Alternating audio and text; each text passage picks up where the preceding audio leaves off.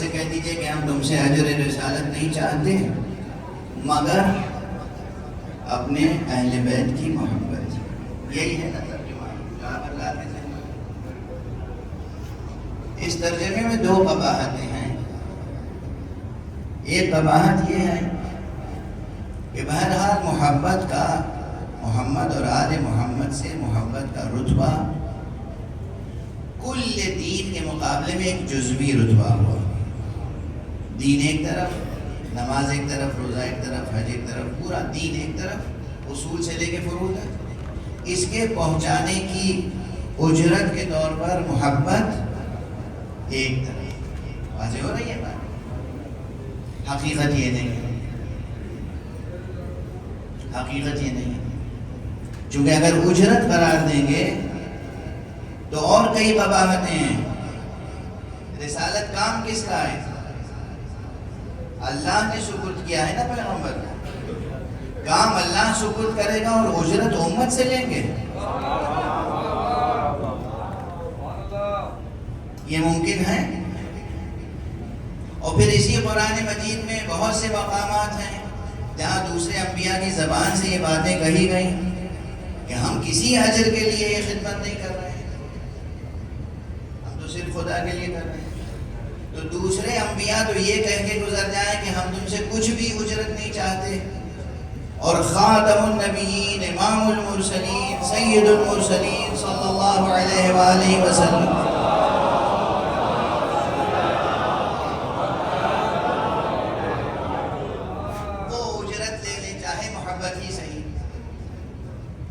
ہو رہی ہے بات. ایک نبی کہہ رہا ہے، یعنی دوسرے انبیاء کہہ رہے ہیں کہ ہمیں کوئی اجرت نہیں چاہیے، اور یہ فرما رہے ہیں کہ ہمیں محبت چاہیے اجرت میں. اگر تو یہ قباحت آئے گی. ٹھیک ہے، واضح ہو رہی ہے. یہ تب ہوگا جب اللہ کو استثناء کے معنی میں لیں. اب یہ بالکل ٹیکنیکل بحث ہے، معاف کیجیے گا، آپ لوگ علماء سمجھتے ہیں، لیکن میں کہہ کے گزر رہا ہوں. اتنے بڑے مجمع میں کتنے لنگوسٹکس ہوں گے، کتنے زبانداں ہوں گے، دانشور ہوں گے، ادیب ہوں گے، شاعر ہوں گے. میں فردن سب کو پہچانتا نہیں ہوں. علماء ہوں گے، اور پھر آج کل یہ نوجوان بچے سب سوچنے والے بچے ہیں، ریسرچ کرنے والے بچے ہیں. تو کوئی بات ذہن میں رہ جائے گی تو آپ تحقیق کریں گے.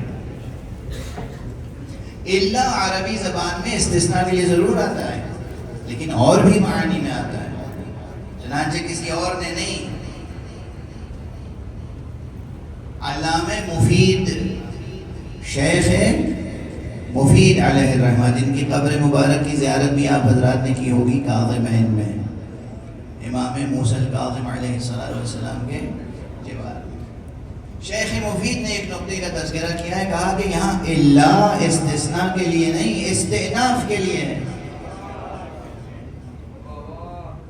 بس اتنا سا فقرہ یاد رکھیے گا، اس کی تشریح نہیں کروں گا.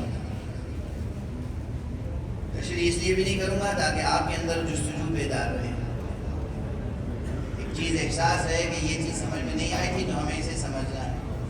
دو الفاظ یاد رکھیں، استثناء کے لیے نہیں، استئناف کے لیے ہے یہاں. اب یہ ٹیکنیکل ٹرمینالوجی ہے عربی گرامر کی، میں اس کے اندر جو مفہوم چھپا ہوا ہے واضح کر دیتا ہوں. استثناء میں تو یہی ہے کہ آپ کو ہم نے نماز سکھائی، روزہ سکھایا، حج سکھایا، پورا دین سکھایا. اب آپ جو ہمیں آج اجرت دینا چاہتے ہیں، یہ مال دنیا، ہمیں یہ مال دنیا نہیں چاہیے. بس ہمیں کیا چاہیے؟ آپ سے محبت، اپنے اہل بیت. یعنی ایک چیز چاہیے، اور کچھ نہیں چاہیے، ایک چیز چاہیے. یہ ہے استثناء. استئناف کے کیا معنی ہوں گے؟ اب توجہ رکھیے گا. پہلے ایک مثال دے دوں، پھر اصل مطلب عرض کروں. بزرگوں کی بزرگواری کے کچھ انداز ہوتے ہیں، جو بڑے ہوتے ہیں، سرپرست ہوتے ہیں، بزرگوار ہوتے ہیں، ان کے اپنے انداز ہوتے ہیں. اور یہ ہر خاندان میں اور ہر گھرانے میں، ہر باشرف گھرانے کی یہ مثال ہو سکتی ہے. چھوٹے بچے، آپ انہیں کچھ دیں، دیتے رہیں برابر. اب وہ بچے باشرف وہ بھی تو ہیں، کبھی ان کا جی چاہے گا کہ ہم بھی انہیں لا کے ہوتا ہے اکثر بچہ بھی لا کے بڑے کی خدمت میں کچھ دیتا ہے کہ یہ ہم دے رہے ہیں آپ کو. اس وقت بڑا کیا کرتا ہے؟ بڑا یہ کرتا ہے ہاں بیٹا آپ یہ میرے لیے لائے ہیں, اچھا دیکھیے یہ بھی آپ کے لیے ہے, اور یہ جو اس سب سے بڑی چیز ہم نے ابھی تک نہیں دی تھی نا, یہ بھی انعام میں ہم آپ کو دے رہے ہیں.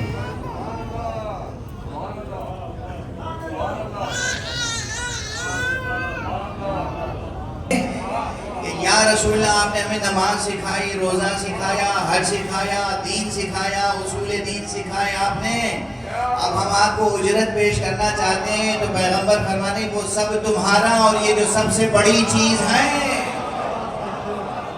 آج یہ بھی عطا کر رہے ہیں. صلوات پڑھتے ہیں محمد و آل محمد.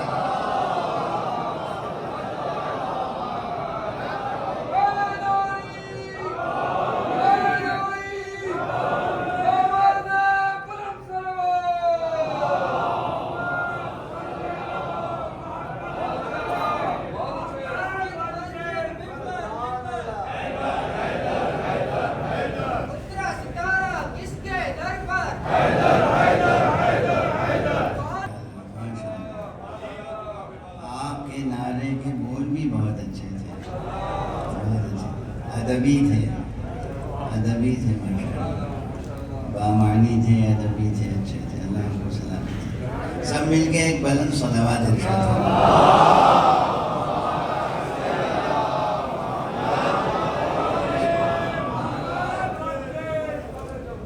تو شکر ہے کہ یہ نقطہ منتقل ہو گیا آپ تک کہ یہ اجر نہیں ہے. محبت اہل بیت وہ عظیم شے ہے جس کے مقابل میں دوسرے پڑھنے پہ کچھ بھی رکھ دیجیے, اجرت کے طور پر اس کا وزن نہیں کیا جا سکتا. دونوں خیراتوں میں یہ فرق ہو جائے.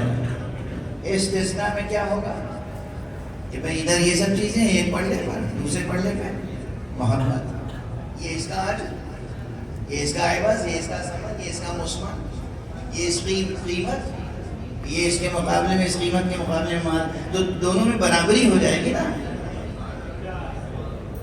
لیکن اس معنی میں برابری نہیں ہوگی.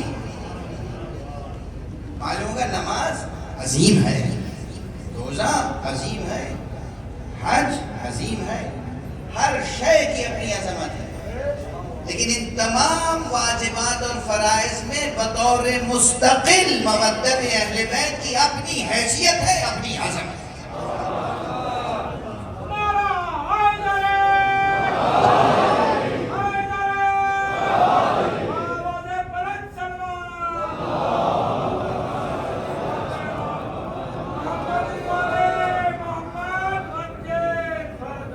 اور یہی بریکٹ میں یہ بھی عرض کر دوں کہ اس کے بعد موازنہ بھی نہ کیجیے گا. اس کے یہ معنی نہیں ہوگا کہ مودت ہم رکھتے ہیں تو نماز کی ضرورت نہیں ہے. یہ فلسفہ نہیں ہے. ہر چیز کی اپنی حیثیت ہے, ہر چیز ضروری ہے, ہر چیز کا اپنا رتبہ ہے, ہر چیز کا اپنا مقام ہے, لیکن مودت اہل بیت, محبت اہل بیت کا رتبہ اور مقام ان سب سے بڑھ کر ہے اور مستقل ہے, کسی کے مقابل میں نہیں ہے.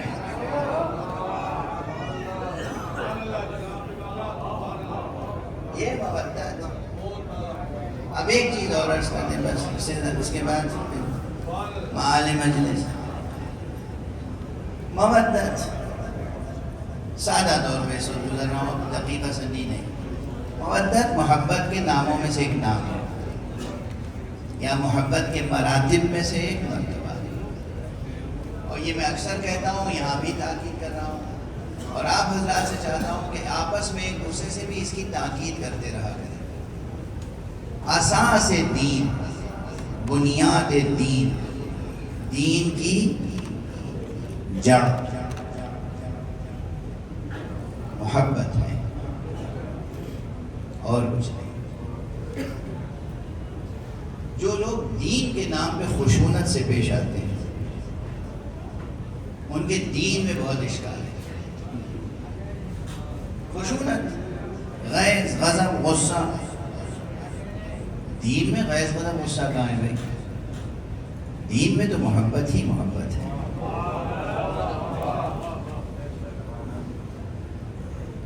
بہت سے شعراء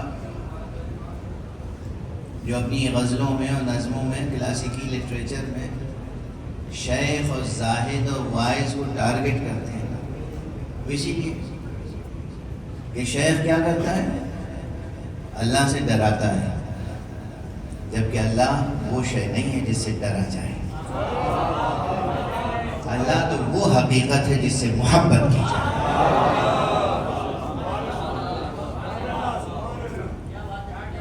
اللہ سے محبت کی جاتی ہے، اللہ سے ڈرا جاتا ہے.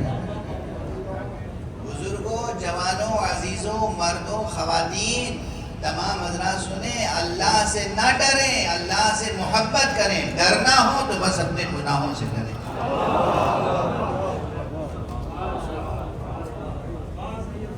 ڈرنا ہو تو اپنی جہالت سے ڈریں، ڈرنا ہو اپنی غلطی سے ڈریں، ڈرنا ہو اپنی خطا سے ڈریں، ڈرنا ہو تو اپنے گناہ سے ڈریں. خدا سے ڈرنے کی ضرورت نہیں ہے. خدا تو وہ حقیقت ہے کہ جس سے صرف اور صرف محبت کی جا سکتی ہے، اور خدا کی محبت ہی کی بنیاد پر پورا دین قائم ہے. یہ میں تھوڑی کہہ رہا ہوں کہ خطیبانہ مبالغہ ہے. قرآن مجید کی آیت ہے، قُلْ إِن كُنتُمْ تُحِبُّونَ اللَّهَ فَاتَّبِعُونِي. اے رسول آپ کہہ دیجئے کہ اگر تم اللہ سے محبت کرتے ہو تب میری پیروی کرو. کیا اس میں دقیقہ سمجھیے. دین نام کس کا ہے؟ خدا کی قسم دین کسی چیز کا نام نہیں ہے سوائے پیروی مصطفیٰ کے صلی اللہ علیہ وآلہ وسلم.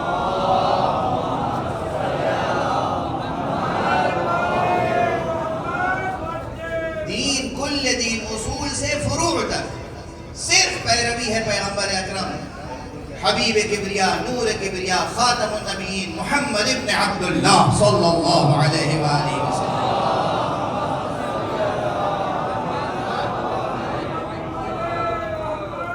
اور جب دین ہے پیروی مصطفیٰ، سیرت مصطفیٰ کا نام دین ہے، سیرت مصطفیٰ کا نام شریعت ہے، تو خدا کیا کہہ رہا ہے؟ اعلان کر دیجئے، قُلْ إِن كُنتُمْ تُحِبُّونَ اللَّهَ، کہہ دیجئے اگر تم اللہ سے محبت کرتے ہو تب میری پیروی کرو.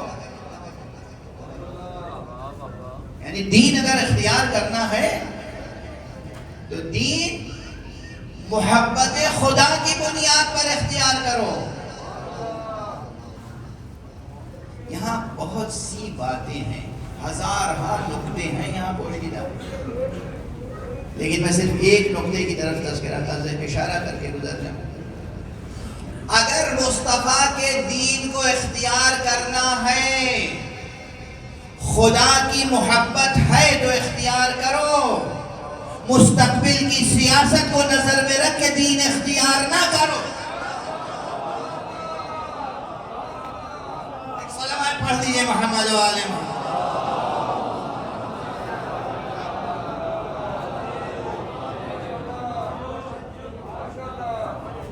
معلومات دین جو اختیار کر رہے ہیں، جو رسول کہہ رہے ہیں وہی ہم کہہ رہے ہیں. وہ کہہ رہے ہیں لا الہ الا اللہ، ہم بھی کہہ رہے ہیں لا الہ الا اللہ. رسول کہہ رہے ہیں محمد رسول اللہ کہو، ہم بھی کہہ رہے ہیں محمد رسول اللہ. رسول نماز پڑھ رہے ہیں، ہم بھی نماز پڑھ رہے ہیں. رسول روزہ رکھ رہے ہیں، ہم بھی. وہ جہاد کر رہے ہیں، ہم بھی جہاد کر رہے ہیں. نظر میں یہ ہے کہ آنکھ بند ہونے دو پیغمبر کی، تو مملکت پر قبضہ ہمارا ہوگا. تو دین کی بنیاد محبت ہوئی یا سیاست؟ اللہ کیا کہہ رہا ہے؟ قُلْ إِن كُنتُمْ تُحِبُّونَ اللَّهَ فَاتَّبِعُونِي. اگر تم اللہ سے محبت کرتے ہو تو دین محمد اختیار کرو. اور اگر اللہ سے محبت کی بنیاد پر دین اختیار کرو گے تو پھر انعام کیا ہے؟ یحببکم اللہ، اللہ بھی تم سے محبت کرے گا. یعنی اساس دین بھی محبت ہے، انعام دین بھی محبت ہے. اساس دین بھی محبت ہے، انعام دین بھی محبت ہے. اور اسی لیے دین کا جزو اعظم بھی محبت ہے. قل لا اسألکم علیہ اجرا الا المودۃ فی القربى.